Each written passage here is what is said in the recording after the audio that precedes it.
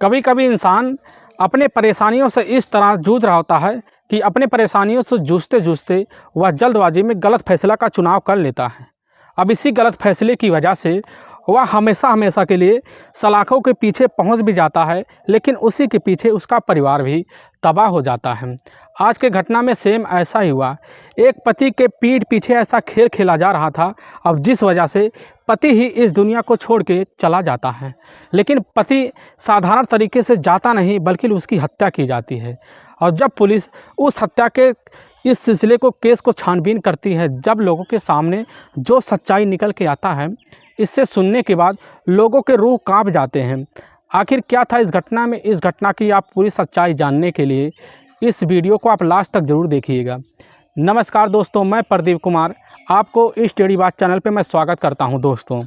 दोस्तों आज की यह जो सच्ची घटना है, यह घटना है छत्तीसगढ़ प्रदेश, और छत्तीसगढ़ प्रदेश का एक ज़िला पड़ता है बलौदाबाजार, और ठीक उसी के पास एक गांव पड़ता है मगरचबा गांव। मैं बात कर रहा हूं 26 जुलाई 2014।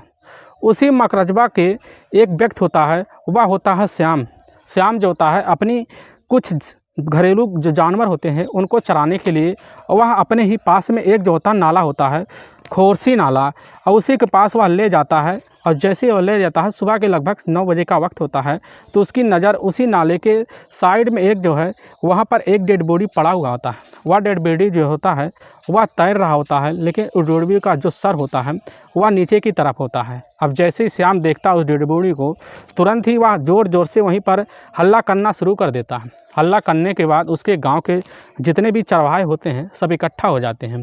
इकट्ठा होने के बाद जब आनन फानन में इकट्ठा इतने हो जाते हैं, तुरंत ही गांव के मुखिया को इस चीज़ की खबर दी जाती है। गांव के मुखिया जैसे ही आते हैं तो उस व्यक्ति को जो होते हैं, जब उस नाले में जो व्यक्ति पहुंच रहा होता है, और उस व्यक्ति को वहाँ पर तुरंत ही उसको सहारे से किनारे खींचते हैं। लेकिन वहाँ के लोगों को हिम्मत नहीं होती कि उस व्यक्ति को पलट के देखा जाए कि आखिर व्यक्ति है कौन।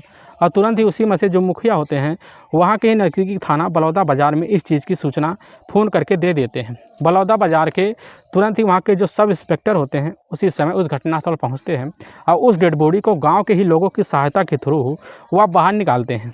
और जब बाहर निकालते हैं तो सबसे पहले उस डेड बॉडी का शिनाख्त करना वहाँ के लोग शुरू भी कर देते हैं, लेकिन वहाँ के लोग उस डेड बॉडी को पहचानने से इनकार कर जाते हैं।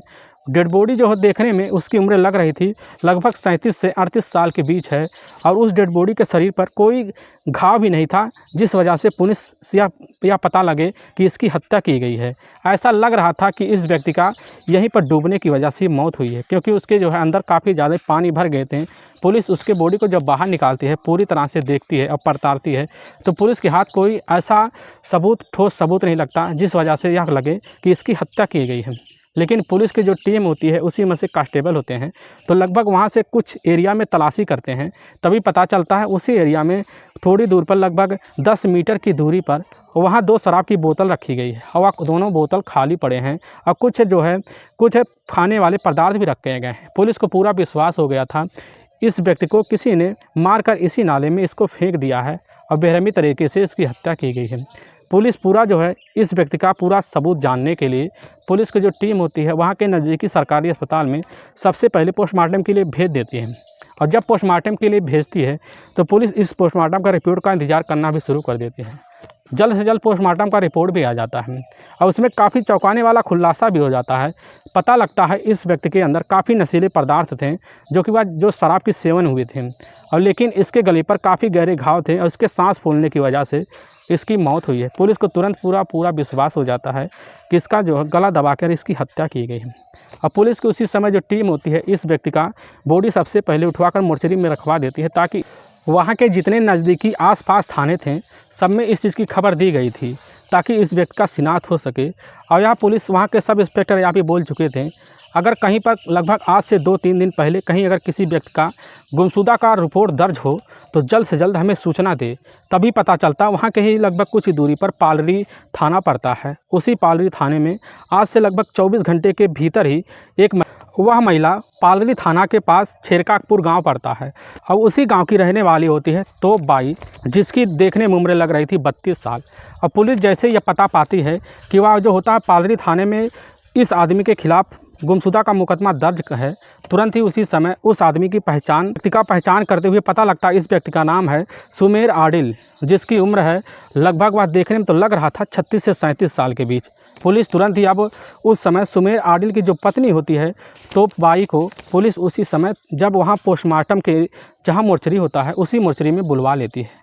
तो बाई जैसे ही आती है और पहुंचती है और उस व्यक्ति का शिनाख्त करते हुए वहीं पर दहाड़ी मारकर ज़ोर ज़ोर से चीखना चिल्लाना शुरू कर देती है। पुलिस को पूरा का पूरा विश्वास हो गया है यह ज़रूर इसी के तो बाई की पति है, यह जो है सुमेर ही है। अब पुलिस जैसे पता पाती है सुमेर है तो पुलिस जो होती है उसी समय जब तो बाई से पूछना शुरू कर देती है कि आखिर यह सब कैसे और कब हो गया। तो सुमेर बाई कि साहब, हमने अपने पति का गुमशुदा का रिपोर्ट कल ही दर्ज कराया था इसी के पालरी थाने में। हमने अपने पति की तलाशी काफ़ी लोगों के सहायता के थ्रू किया और अपने दोस्तों और उनके जो है रिश्तेदारों के पास फ़ोन किया, लेकिन हमारे पति का कहीं अता पता नहीं चला। लेकिन जब शाम का टाइम होता, शाम के टाइम हमसे बोल के गए थे अपने दोस्त के पास जा रहे हैं और वहाँ पर जल्द से अपना काम निटाकर हम वापस आ जाएंगे, लेकिन पूरी रात बीत गया, वो वापस नहीं आए। इसी वजह से हमें पूरा का पूरा विश्वास हो गया उनके साथ कुछ ना कुछ अनहोनी हो गया था। जब हमें इस चीज़ की शंका हुई तो हम लोग तुरंत ही अपने ही आस पड़ोस को लेकर पालरी थाने में पहुंचकर उसी समय गुमशुदा का रिपोर्ट दर्ज करवा लिए थे। और जैसे ही मैं इस चीज़ की सूचना वहाँ के जैसे ही न्यूज़पेपर के थ्रू लगा, तुरंत हम भाग के या आपके पास ही आए। अब पुलिस जैसे ही सुनती है उसी समय वह तोपा बाई से यहाँ भी पूछने लग जाती है कि तुम्हारे पति के साथ आखिर ऐसा कौन कर सकता है। तो तोप बाई कहने लग जाती है कि हमारे पति का कोई किसी के साथ दुश्मनी हो ही नहीं सकता, क्योंकि हमारे पति जो है सिर्फ अपने काम से मतलब रखते हैं, उन्हें बस अपना काम हो जाने से मतलब रखता था और वह किसी से ऐसे उनकी दुश्मनी हो ही नहीं सकती। लेकिन उनकी एक काफ़ी खैसियत वाली आदत होती है कि वह आए दिन शराब की इतनी आदी हो गई थी, बिना शराब पिए वह घर आते ही नहीं थे। अब पुलिस जो होती है उसी समय सुमेर आडिल के जो होता सबसे पहला मोबाइल नंबर लेते हैं। जब उनका मोबाइल नंबर लेते हैं तो उनके मोबाइल नंबर का सबसे पहले कॉल डिटेल निकालते हैं ताकि पता चले इनका लास्ट कॉल किस पे बात हुआ था। जब पूरा कॉल डिटेल निकालते हैं तो कॉल डिटेल में किसी का कोई ऐसा जो है सुराग नहीं मिलता जिससे सुमेर के साथ किसी का बात हुआ है। पुलिस अब करे तो करे क्या, क्योंकि पुलिस के सामने यह सुमेर आडिल का केस जो था काफ़ी गंभीर होते चला जा रहा था। पुलिस के सामने एक चैलेंज भरा केस भी हो गया था।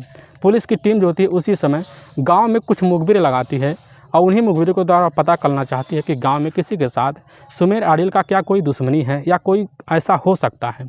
तो जब उन मुखबिरों के द्वारा पता लगाया जाता है तो उन्हीं मुखबिरों के द्वारा भी पता लग जाता है कि 28 जुलाई 2014 का दिन होता है। सुबह सुबह का टाइम होता है। उन्हीं पुलिस का मुखबिर होता है, वह आता पुलिस के सामने एक काफ़ी चौंकाने वाला खुलासा कर देता है। वह कहने लगता है कि सुमेर आडिल की पत्नी जो होती है तोप बाई का एक बार आप पूरा कॉल डिटेल निकालिए, और अगर आप कॉल डिटेल निकाल लें तो आपके सामने सब रहस्य खुल के आ जाएगा। और पुलिस जैसे ही सुनती है तोप बाई के बारे में, तोप बाई का पूरा मोबाइल नंबर जो होता है जब लेती कॉल डिटेल निकालती है तो पुलिस के सामने काफ़ी चौंकाने वाला खुलासा भी हो जाता है। और खुलासा यह हो जाता है कि वह जो लास्ट लोकेशन होता है, वह लास्ट लोकेशन पे उसी समय जो होता है खोरसी नाले के पास खड़ा एक व्यक्ति होता है, और वह व्यक्ति होता है नरसिंह सिंह उर्फ शेरा, सिंह यादव उर्फ शेरा, जो होता है उन्हीं के गाँव का रहने वाला होता है। और नरसिंह सिंह शेरा का जो अफेयर होता है वह तोपा बाई से होता है। अब जैसे पुलिस पाती है कि इन दोनों के बीच अफेयर है, पुलिस ना कुछ सोचती है ना समझती है, क्योंकि पुलिस के हाथ सबसे बड़ा सबूत लग गया था। अब पुलिस की टीम जाती है 29 जुलाई 2014 के ही इन दोनों को अपने कस्टडी में लेती है, और जब कस्टडी में लेती है तो पालरी थाने में ले आती है। अब ले आने के बाद जब पुलिस इनके सामने सारे सबूत रख देती है तो इनके जो सबूत को जब देखते हैं तो ये दोनों उसी समय टूट से जाते हैं और पुलिस के सामने एक तोते की तरह पूरी सच्चाई रखना भी शुरू कर देते हैं।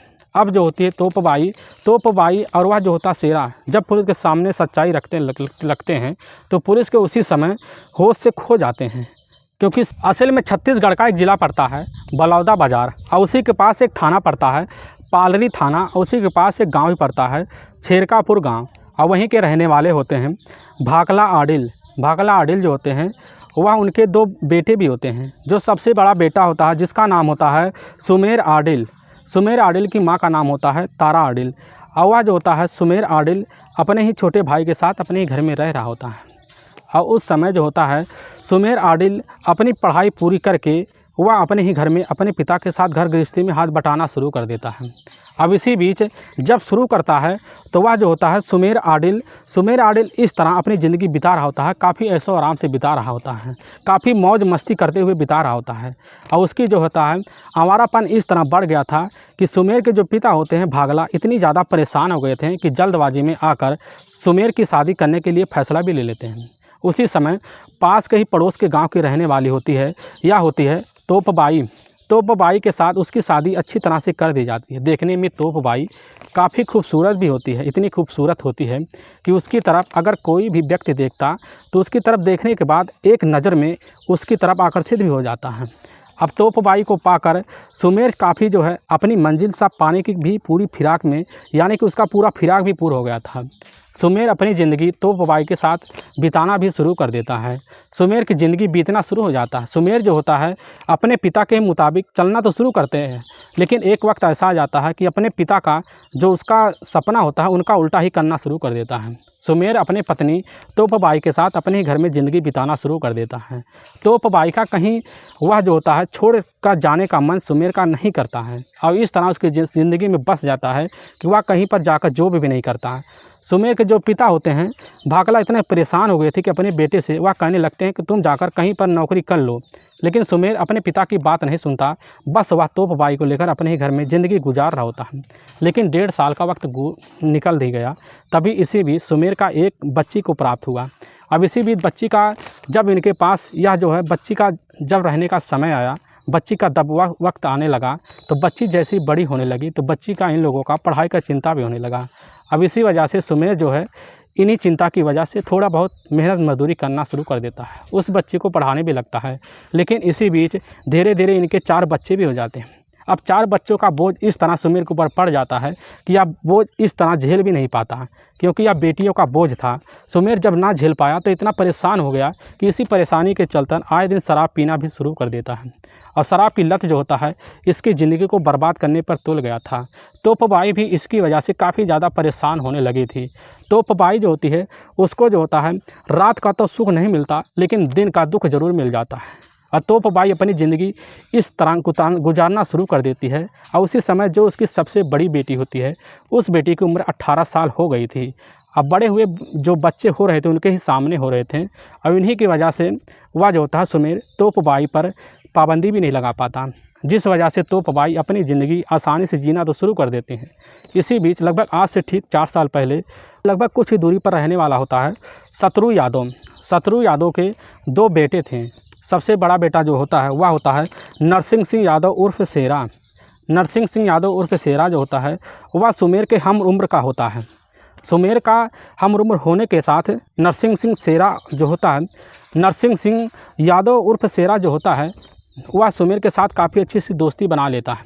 लेकिन शेरा का पिता जो होते हैं दूध डेयरी का धंधा भी चलाते हैं। शेरा जो होता है अपनी पढ़ाई आधे पर छोड़कर अपने ही पिता के साथ दूध के डेयरी में लग जाता है। वह अपनी जो बची खुची जो होता है वक्त दूध के डेयरी में बिताता है, और जब दूध का जो समय होता है बेचने का तो बेचने के लिए भी निकल जाता है। इसी भी धीरे धीरे शेरा का वक्त बीतना शुरू हो जाता है। दोनों की शेरा और सुमेर की काफ़ी अच्छी सी दोस्ती उस गांव में हो गई थी। धीरे धीरे वक्त बीतना शुरू हो गया और इस तरह बीतने लगा कि शेरा जो होता है सुमेर के घर आना जाना लगा रखता है। और उसकी जो पत्नी होती है सुमेर की जो पत्नी होती है तोपबाई की मुलाकात शेरा से हो जाता है।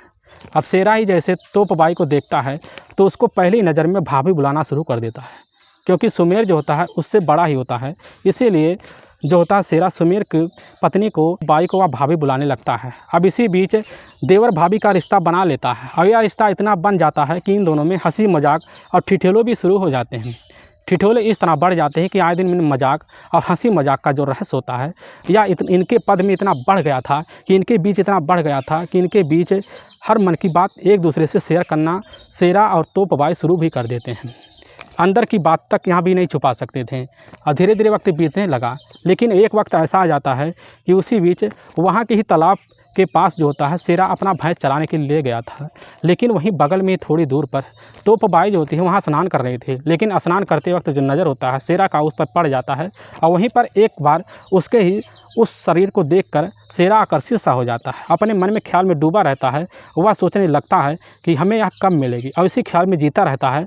और एक दिन मौका निकाल कर शेरा जाकर तोप बाई से जब मिलता है तो तोप बाई जो होती हैं शेरा को पहले ही नज़र में देखकर उसकी जो है नीयत समझ सी गई थी। और उसके ही बात को तुरंत ही उसके जो अंदर की जो बात था शेरा उसको समझ लेती हैं।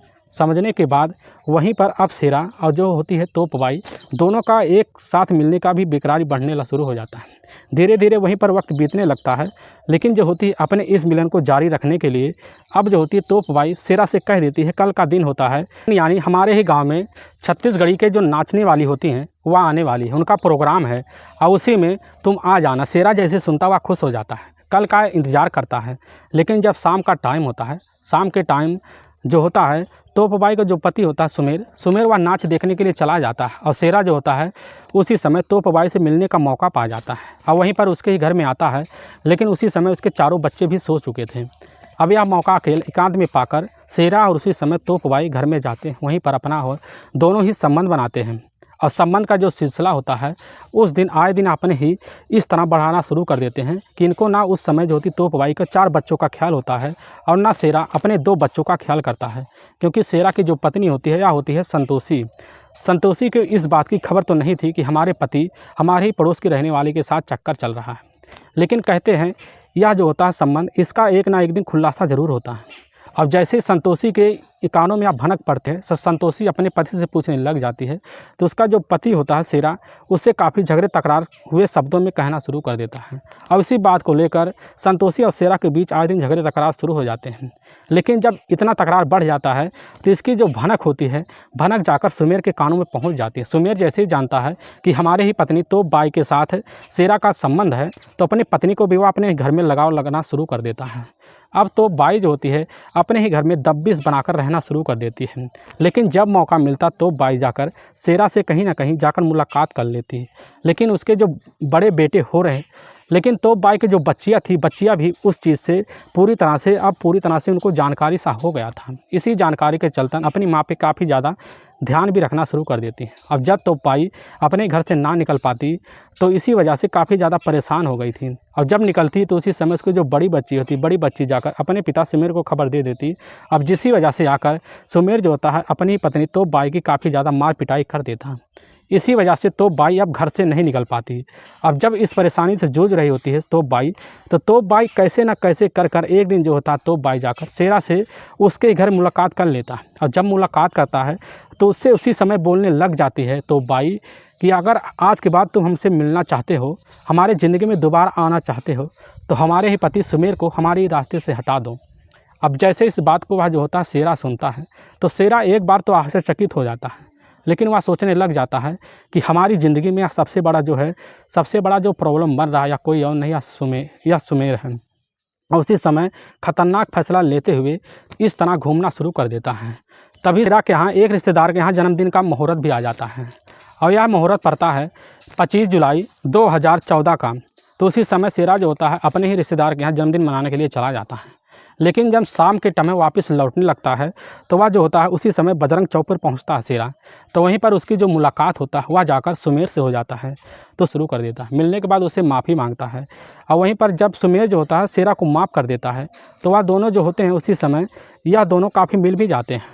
और शेरा कहने लग जाता है कि हम अपना इस गम को भुलाने के लिए क्यों ना चले हम एक शराब की बोतल लेकर वहीं पर शराब पिया जाए।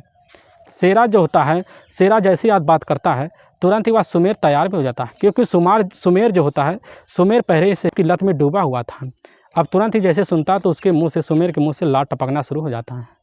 सुमेर को लेकर जो होता है शेरा अपने बाइक पे बैठाता है। बाइक पे बैठाते हुए बलौदा बाज़ार में ले जाता है। वहाँ पर जो 2 शराब की बोतल लेता है। शराब की बोतल लेने के बाद बाइक जो होता है तुरंत ही उल्टा ले आता है। अब उल्टा ले आते वक्त जो होता है उसी समय रास्ते में एक खोरसी नाला पड़ता है। खोरसी नाले पर वह अपनी बाइक शेरा खड़ा कर देता है। खड़ा करने के बाद तुरंत ही उसी समय वह जो होता है सुमेर को अपने बाइक से उतार लेता है। उतारने के बाद उसी नाले पे जाकर एक पेड़ के नीचे बैठते हैं। शेरा और सुमेर दोनों बातें करते हुए शेरा जो है सुमेर को काफ़ी ज़्यादा वहीं पर शराब पिला देता है। शराब पिलाने की अवस्था में जो होता है सुमेर जब लत हो जाता है तो वहीं पर बेहोश हो जाता है।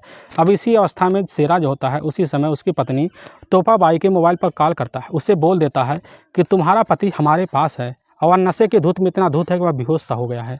अब बताओ उसको क्या करना है, इसे यहीं पर मिटा दें कि तुम्हारे पास बाइक पे बैठा कर ले आएँ। तो उसी समय तो बाई जो होती है सुनती है, तो वह काफ़ी उससे कहते हुए बोल देती है, अगर तुम हमारी ज़िंदगी को बर्बाद करना चाहते हो तो उसी समय बाइक पे बैठा कर हमारे पति को ले आओ। अगर नहीं बर्बाद करना चाहते हो, हमारे साथ वक्त गुजारना चाहते हो, तो आज के बाद वह हमारे साथ कभी नहीं दिखना चाहिए। अब उसे अभी इसी वक्त वहीं पर मिटा दो। अब जैसे ही यह बात सुनता है शेरा जो होता है अपने हाथ से उसका ही गला वहीं पर ही जोर दे से दमोड़ देता है। अब जिसी वजह से सुमेर की वहीं पर ही घटनास्थल पर मौत हो जाता है। होने के बाद उसके बॉडी को उठाकर उसी नाले में फेंक देता है। अब तुरंत ही भाग के अपने घर चलाता है। वाकई में दोस्तों पुलिस की जो यह टीम होती है, उसी समय जब यह जो होते हैं सुमेर की जो पत्नी होती है यह होती है तो बाई, और यह जो होता है आशिक जो होता है यह होता है शेरा। जब इसके मुंह से पुलिस यह सच्चाई सुन रही थी, उसी समय पुलिस की टीम जो होती है इन लोगों पर दोनों पर गंभीर धारा में मुकदमा दर्ज करके इन दोनों को ले जाकर जेल में डाल देती है। दोस्तों इस घटना का सुनाने का उद्देश्य हमें किसी को परेशान करना नहीं है, ना ही किसी को दिल को ठेस पहुँचाना है। बस आपको यह बताना है कि आप जहाँ भी रहें आप सावधान और सतर्क जरूर रहें। दोस्तों अगर आपको वीडियो पसंद आ रहा है तो इस वीडियो को आप ज़्यादा से ज़्यादा शेयर और सब्सक्राइब जरूर करें, और जिससे हम आपके बहुत आभारी रहेंगे। फिर मिलेंगे नेक्स्ट वीडियो लेकर, तब तक के लिए जय हिंद जय भारत।